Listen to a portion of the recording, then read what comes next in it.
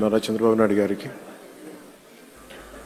ప్రత్యేకించి ఈరోజు ఒక హిస్టారిక్ డే అసెంబ్లీలో కొన్ని దశాబ్దాల పోరాటం తర్వాత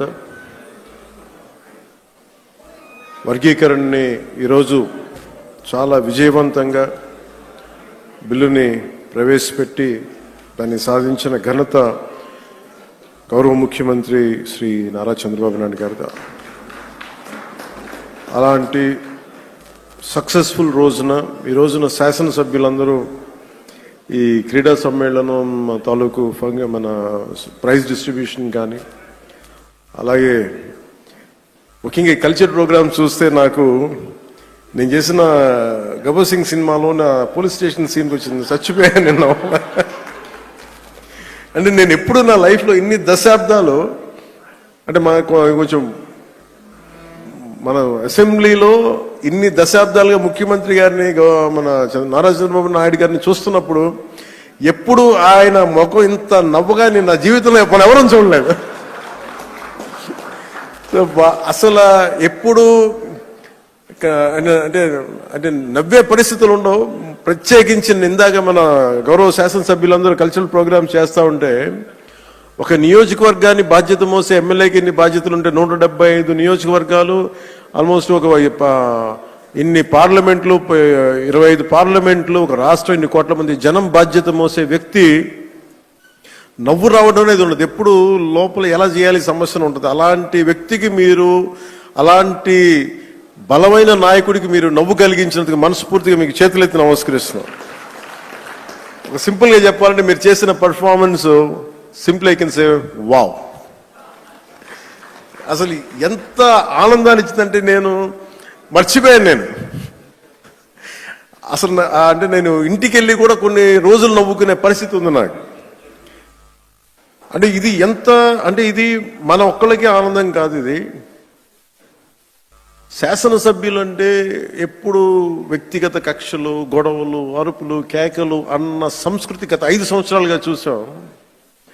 అలాంటిది మనందరం విభిన్నమైన పార్టీలకు చెందిన వాళ్ళం, అందరం కలిపి ఎన్డీఏ కూటమి.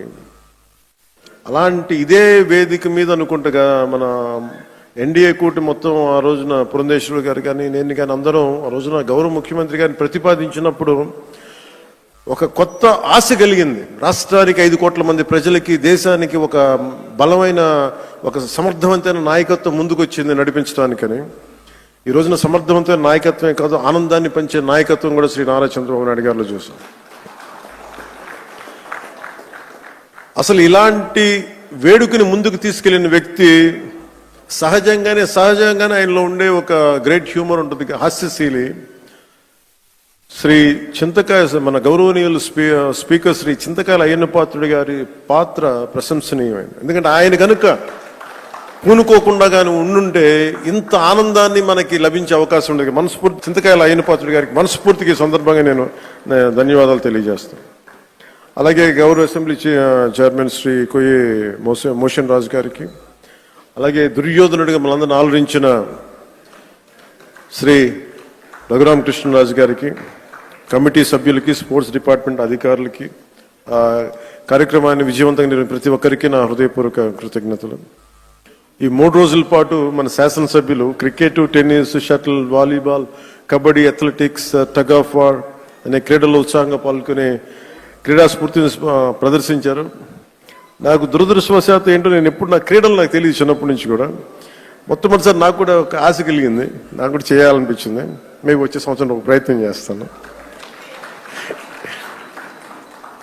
ఈ పోటీలో విజయం సాధించిన సభ్యులందరికీ నా హృదయపూర్వక అభినందనలు. మీరు చూపించిన సహనశీలత కానీ, పట్టుదల కానీ, ఇది ఏదో సరదాగా ఇవన్నీ కంటే కూడా మనందరి మధ్య ఒక స్నేహపూర్వకమైన వాతావరణం, అంటే ఏదన్నా సమస్యలు వస్తే కలిసికట్టుగా పోరాడే ఒక ఐక్యతనిచ్చింది. అది నాకు చాలా చాలా ఆనందాన్ని ఇచ్చింది. అందరం పార్టీలకు అతీతంగా మర్చిపోయి సీనియారిటీ, జూనియర్ని తారతమ్యాలని మర్చిపోయి అసలు ముందు తీసుకెళ్లిన విధానం, ఈ స్ఫూర్తి ఒక ఆంధ్రప్రదేశ్కి కాదు భారతదేశానికి కూడా ఒక స్ఫూర్తి అని మనస్ఫూర్తిగా నాకు నిజంగా చాలా ఆనందంగా అనిపించింది. అలాగే దీన్ని ముందుకు తీసుకెళ్లిన ప్రతి అంశాన్ని ముఖ్యంగా ముందుకు తీసుకెళ్లిన ఎమ్మెల్యేస్ అందరికీ కూడా స్పోర్ట్స్ అథారిటీ ఆంధ్రప్రదేశ్ క్రీడా సాధికార సంస్థ ఈ కార్యక్రమాన్ని విజయవంతంగా అందించిన సహాయానికి నా హృదయపూర్వక కృతజ్ఞతలు తెలియజేస్తాను. క్రీడా మైదానంలో ఏర్పాట్లు కావచ్చు, అవసరమైన క్రీడా సామాగ్రి, క్రీడాకారుల సౌకర్యాలు వంటి అన్ని విషయాల్లో వారు చేసిన కృషి చాలా చాలా ప్రశంసనీయం. శాప్ అధికారులు, కోచ్లు, మరి సిబ్బంది మన అందరి తరపున ప్రత్యేక ధన్యవాదాలు తెలియజేస్తూ, మీ అంకిత భావం వల్లే ఈ రోజున క్రీడా సమ్మేళనం ఇంత విజయవంతంగా సాగింది.